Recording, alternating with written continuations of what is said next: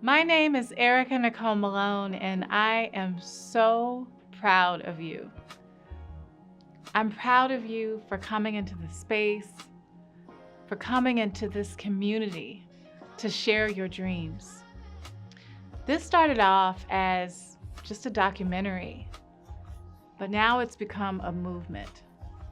It's become a movement to help you uncover parts of yourself that you never knew existed. Each week, we're going to share inspirational stories that will help you follow your dreams to uncover the impossible. We're going to do it together. Come with me. Let's go. I am so excited to be joining the Bucketwish with an amazing guest. His name is Setema Gali. I am such a fan of your work. You're a speaker, you're a coach, you're a former football player with the New England Patriots. Yes, that's right. Tell me about your journey from football to what you do now, which is helping so many people around the world with their dreams. I will, and before I do that, thank you for having me. Absolutely. It's an honor to be here. I'm so grateful for people who, like you follow the calling in your heart. Yeah. And you want to make a difference for people. I do. Thank you so much. Of course, it's great to be here. The journey, my goodness, where do I start? I wasn't very good at football, I'll put it that way. I don't believe you. I was horrible. When I first started, I prayed for rain. I prayed for lightning because if there's lightning, they cancel practice. Yeah. And I was the one that was at the end of the line and conditioning. First couple of years, I'm okay. But by my junior and senior year, I figured it out. Mm-hmm. I stayed with it. Mm-hmm. I didn't quit. Yeah. So to anyone listening, if you want to do something, but it's hard, stick with it. Figure it out. Played my ball at BYU, Brigham Young University. Got picked up as an undrafted free agent to the Patriots, and we won a Super Bowl. And It was amazing. One of the greatest things. And to anyone listening to this again, if you feel called to do something, to go after something, to share, to become someone that makes a difference, you got to listen to that. Because that's what my journey's about, is like set a goal, go after it. You get these roadblocks and these obstacles and all kinds of adversity and resistance. Yeah. But you find a way to get through it so you can fulfill the calling and so you can live the calling. So you felt something in your spirit, just kind of, that's what I call it. Yeah. Kind of calling you, like, whether it's from, for me, it's God. Yes. What is that thing in your spirit that you felt like this is the direction I need to go? So when I was in high school, I was the student body president of my high school. And I was at Mountain View in Ormond, about 2,400 kids between 10th, 11th, and 12th. So we were oversized at the time. But I would get on the stage and it was very natural. Yeah. I'm like, brothers and sisters, welcome to MVHS, the best. I'd get on the announcement and I was always like, brothers and sisters, welcome to another magnet. And it was easy. Yeah. And everyone would say, are you like a DJ or are you like an MC? But I discovered early on that, again, God gave me these talents. And as I got to BYU, you know how they always have football players go speak at the elementary school? Yeah. I'm like, I'll go. And we'd get there with 4 other players, and I would always get the mic, and I would tell the stories and do that. All right, clap it up for number 91. What's your name, young man? All right, everyone say, what's up, John?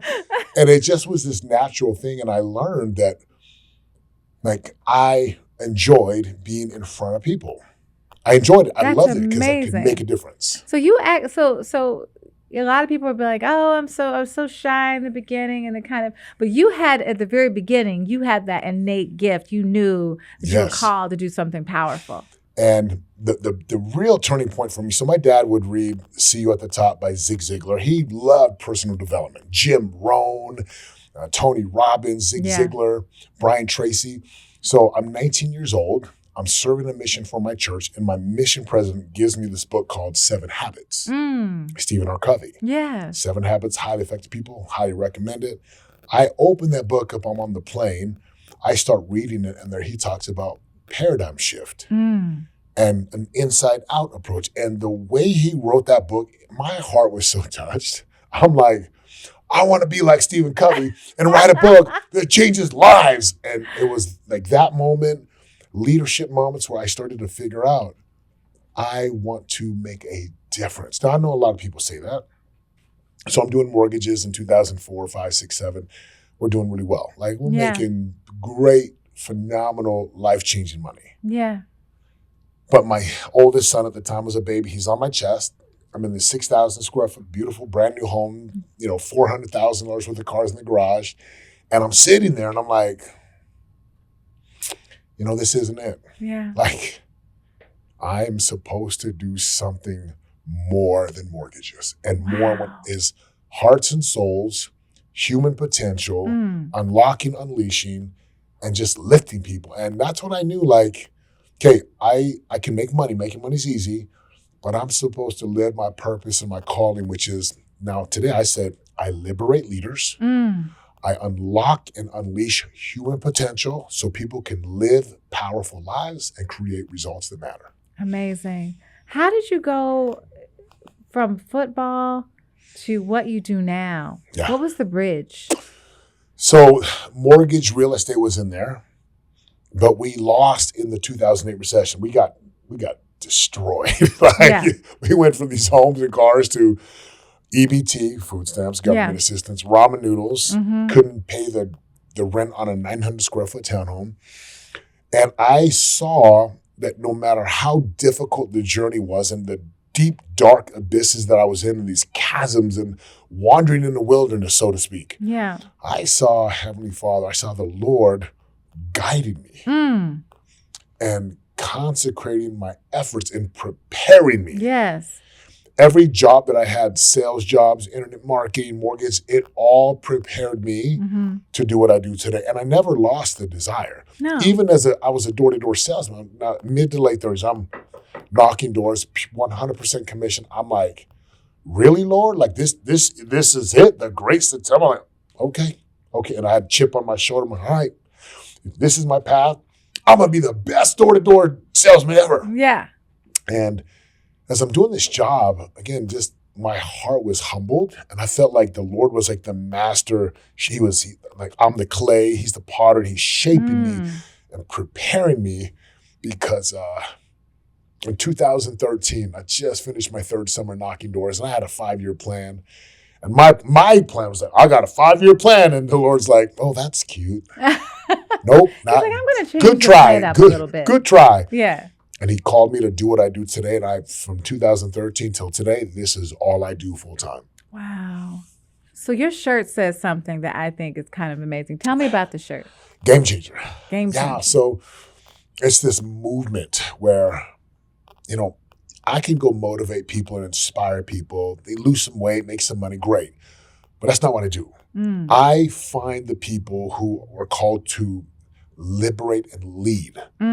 My word is game changer. Game changer is the one who breaks the generational curses, who has the courage to say, that's my calling, I'm going to go get it. And someday is today or it's never, because someday is code for I'm not doing it ever. And game changers are the ones who live the calling. They pursue the purpose. They figure out how to make money while serving other people. They figure out how to lead. And they're the ones who, the sons and daughters and the grandsons and granddaughters, and even the nieces and nephews say, oh, remember, hey, remember Auntie Ericka, how she started that podcast? Man, she was so inspiring. You're a game changer, right? Game changers are the people who make such a difference in the world that ripple effect and that butterfly effect, it goes so far beyond. Even when I die, my name will still be, because my books, my programs, the legacy that I leave in people, that's a game changer. Oh, wow. And, I'm someone who grew up on motivational speaking. Yeah. I was 13 years old. My mom got me a book, Dale Carnegie, How to Win Friends and Influence People. Love that right? book. Yeah. And she wanted me to know how to really operate and communicate. And so I was big into Tony Robbins and all of that. So to see you, I know I told you privately, I'm so proud of you, but just to know how many people I know you're going to help and how much it's needed right now. Thank you. And you're a light. And so to hear you say that you motivate leaders, and people don't realize with leaders, sometimes we need someone who will breathe life into us. It's like being on the operating table and you putting something, an oxygen mask, and helping us to come back. Yep. That's what you do. So knowing that, how do you regenerate? How do you, like when you get exhausted and you just feel overwhelmed, how do you regenerate yourself? Oh man, I love it. So obviously I'm a huge advocate of sleep, rest, and recovery. I meditate multiple times a day. Like I'll just close my eyes, I'll put a timer on for 20 minutes and I'm like, I can just like get into not deep sleep, but the zone. So I meditate. Workout is big for me. Walks outside, in my pool, prayer, study the word, serve other people. And sometimes I just lay on my couch and watch a little TV. Like you gotta know when to turn everything off. And as Covey talks about, sharpen the saw. And so I tell people, you gotta sharpen your saw daily. You got to sharpen your saw weekly. You got to take time off from work. You got to take time off from electronics. And so there's a number of things that I do. And if you do it right, you can stay sharp. Like you can really stay sharp. And I do sleep a lot. I like to sleep because I get up about 4:30. And the moment I get up and my feet hit the ground, it's like, it's go time. Yeah. It's go time. And you're just gone all day. And I go. Yeah. I hit the gym. I take my boys to football. We work out, we train. I eat 6 times a day. So I eat my meals to keep my body healthy. I'm on calls with clients. So like today, I went to the gym, worked out, went and did a call on my truck, came back, did cardio, went and did another call on my truck. Then went and got like manscaped up. I did. I straight up. Manscaped. That's the word for the day. Yeah. So when you feel like, if like with everything in the news right now, there's so much negativity on either side, and like how would you, people who I'm talking to are depressed, financial changes, personal changes, life changes. How do you pull someone from an abyss of depression that feels like there's no hope, things might not open up for me? What do you tell them that helps them to want to take another step to the next day? One of the greatest questions, I think one of the best answers is the question. And as a leader and as someone who liberates leaders, I find the leaders who have forgotten who they are. They might be in their 30s, 40s, or 50s. They have forgotten. They've gotten just complacent. So one of the questions I love to ask is, I'm like, what do you really want? And I'll be like, no, I don't want the surface church, school, seminar answer. In your heart of hearts, if you tell me the real truth, the facts, like maybe you have to go back a few years to when you believed, what do you want?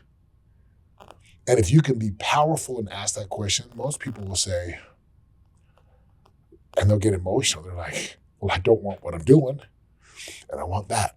Whether it's a better marriage to connect with their child, maybe they're tired of being overweight and obese and unhealthy. Obviously, there's people who are like, I don't want to worry about money. And then I'll ask them why. You ask a person, what do you want and why does that matter? And you listen and you be with them. And there's a phrase in the coaching world we call you hold space for them. If I can have time with people, I can get people to open up and to be real. Another question is, if you continue to do what you're doing right now, will you be okay with your trajectory and where you end up in a year, 2, 5, 10 years from now? And if people are being honest, most people will be like, no. And I'll say, why not? So we have these powerful conversations. Jesus said the truth will set you free. Yeah. So truth is a knowledge of things as they really are. Most people are blinded today. They have this disillusionment, like the distorted look of, they think of, if I eat ice cream, burgers, pizza, junk food, I'm going to be fine. No, you won't. You do that for a year and gobble down to the sugar sodas and the macchiatos and frappuccinos and the alcohol. You do that a lot for years, it's going to cost you. You don't spend time with your children. You are on your phone all the time. You're not present. They're not going to want to be with you. So I get people to confront what I call the default future. And sometimes when someone's in a depressed mode, it's not love that gets them. It's tough love. It's like shake and rattle them, wait, like figuratively punch them in the face. Yeah. to wake them up. Right. And they get mad, and they're like, and then they breathe in the endorphins, and I'm like, so what? What do you want? Yeah. And they'll yell like, I want this. I'm like, then let's go get it. Yeah. It's something that simple. It is more simple than people make it out to be. Do you feel like what we want is in like layers underneath? Like we have to live the status quo and just go along with your job, your normal job, but like what we really want is beneath the surface? Yeah, it's in there. And I also believe that the desires are divine. So we have the Bucketwish Podcast, right? We're here. And you have this concept, and I love it. Thank you. Because people who have these dreams and desires, and it never turns off, right? It doesn't go away. That it whispers and nudges, it pulls, sometimes it hits you in the face with a brick, like, wake up, go do this thing. People have those desires. Yeah. And it's people like you and me and other what I call beacons of light who shine a light by living and being a demonstration. And other people are like, I want to do what she's doing. Yeah. And that gets them started. Or I want to do what he's doing. Or I want to forget this job. I want to go be a photographer and I want to do photos and artwork. I'm like, go follow that. Yeah, go do it. Go follow it. What's stopping you? There's no guarantee of tomorrow. No. So you can go take a break and you can go after the things you want to do. Yeah, that's so true. Is there a point that in your life that really shaped you? I know for me, it was being 21 or 20. I was somewhere in there. Actually, no, I was 19. And being evicted from my first apartment. That was like that pivotal moment that shaped me and that kind of like, A, I never want to feel that again. And B, the lady who evicted me was so nice.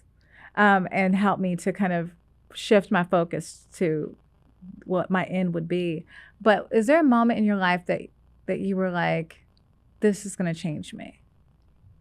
Yeah, 2011. So we're about 4 years of being broke.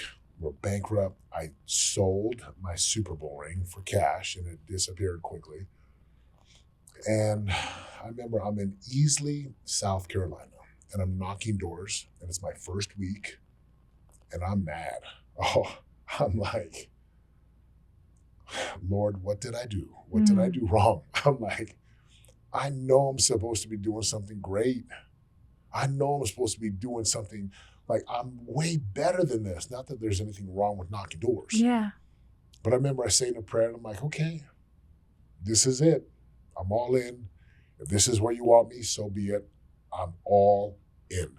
That moment, that week changed because I committed myself wholeheartedly to the doors, knocking door to door. It was humbling. It was hard. It was hard. I had recruits. We're living in apartments and hotel rooms. There's 4 or 5 of us in a hotel room when we travel. I got sweaty guys in my car. We're knocking doors. Like it's 6 days a week for probably a good, 26, 27 weeks of the year. Yeah. That changed me. That rewired me. It let me know you can do hard things, roll your sleeves up, develop the skill, stay focused and sharp. And if this is where God places you, you go be the best salesman ever. Wow. You are so inspirational. Can I ask, what is next for you? Yeah. So I wrote a book called Game Changer. This book launches our movement. And is it okay if I share the link? Please. So it's setemagali.com/game changer. So my first name, setemagali.com/game changer. What's next for me is we're going to take this and we're going to go reach millions of people. Yes. There's no doubt about it. No doubt. I've got like another 5-6 books in me. We got hundreds of episodes of podcasts coming, YouTube content. I'm going to continue to work out, stay in shape, take care of my family. I have another business called Elite Performance Prep Academy. We do micro schools for children. And I love working with the youth. Because if I can shape them early, catch them before they're a 40-year-old, 50-year-old in my seminar, I can make a difference for them here. Wow. And that's it. Just continuing to take this movement and helping people unlock all that God-given potential and eradicating fear and doubt, which stops them, and getting them to remember who they really are and whose they really are, which they're divine creatures, they're divine beings, right? Created in his image. that's what's next. And I will do this. You know, people say, oh, if I hit the lotto, I'd sit on the beach and can't. I was like, nah, I would do what I'm doing today. I'd come on your podcast, Yeah. the Bucketwish Podcast. Yeah. I'd speak and preach and teach and write books and inspire and coach and mentor. And I'd still lift weights and go play basketball. Well, you're going to be, you are already all over the world, but you're going to make a huge impact. You've made an impact on my life. Thank you again for being a part of our podcast. Thank you. Truly appreciate you. It's an honor to be here. Right, Thank you so much. Thank you. Setema, I want to ask you a very special question. What is on your bucket wish? Can I have 3 things? Please. Okay. You can have Okay. anything. One of them is, so one of the guys that I follow, like he was keynoting like 15,000 people at this conference here at the MGM. I'm like, you know, some guys see ads with Lamborghinis and Ferraris. I'm like, cool. But when I see someone on the big stage changing lives, I'm like, I want to do that. Like big stage. Number 2, I've always wanted to go to Santorini, Greece. And I'm like, I think I'm going to go. I'm going to go. I want to take the family there. And then number 3, I kind of do this, but maybe it's a continuance. I just want to continue to take care of my parents. Like, I love my mom and dad, my parents so much. I told my mom, like, something happens to dad, you're going to come live with me. I love it. And I just want to make them proud because that still drives me. So that's it. Like Santorini, big stages, and then just be with my parents until they graduate to the next life. I love it because my parents are in Las Vegas and with me, and so they're a very important part of my life. Well, they're in city, not in with me. But let me ask you a question. What impact did your parents make on your life? Because I know what they made for me. Man, you know, they came from the islands of Samoa, and they sacrificed to be here. You know, they were immigrants to this country. So when I see my parents who come over here with 9 kids, and now that I have 3 kids, and I'm like, how did you guys do it? I know how. They work graveyards, swing shifts, 2 jobs, 3 jobs. They sacrificed. They made sure I had opportunities for sports. Like, they did it. Wow. They did it. They did with it. nothing.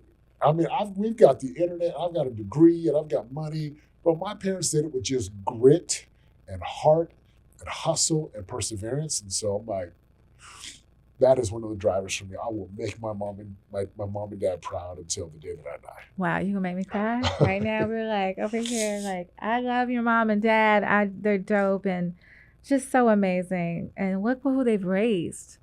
Oh, look at their legacy. They're amazing, yeah. And I want to be their legacy, and I want my kids to carry that legacy on. Oh, they do. I'm so moved by that, and wow, I'm honored. I love that bucket wish. Thank you. So we ended with. Oh man.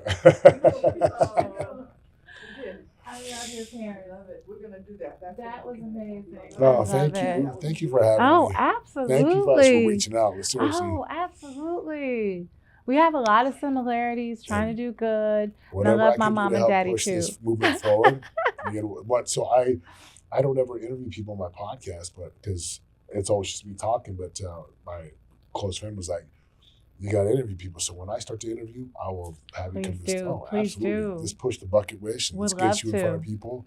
Because I just know there's people that you're going to impact that I can't reach, but your voice is going to reach them. And we got to get you out there. Absolutely. So. Thank you so much. He is phenomenal.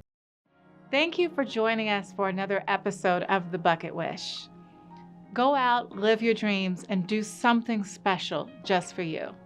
But make sure you come back to us next week to hear another inspiring story. See you next time.